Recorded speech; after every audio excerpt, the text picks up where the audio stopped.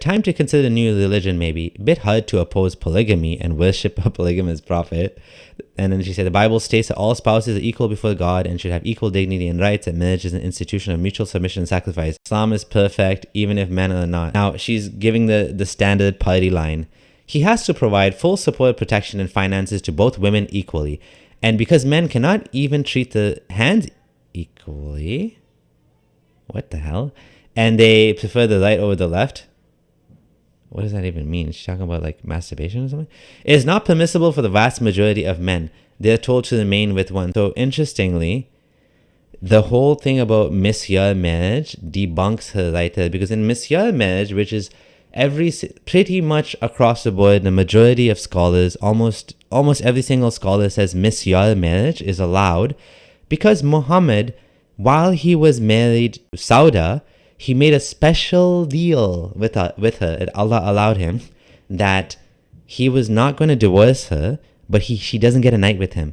So scholars are like, well, if this was permissible, that if one of your wives, you want to make a deal with them, that they give up their rights, and what do they get? Nothing, right? It's a good deal. Allah is, very fair and just, and even his prophet is very fair and just, that he made this amazing deal for Sauda. I mean, he's supposed to be treating them all fairly, but apparently, according to the Quran, he's the most perfect man. So maybe I just don't understand where this doesn't seem fair at all. Anyways, so Sauda got this amazing deal where she doesn't get divorced. I mean, what an amazing deal. So all she gets is basically sustenance or maintenance.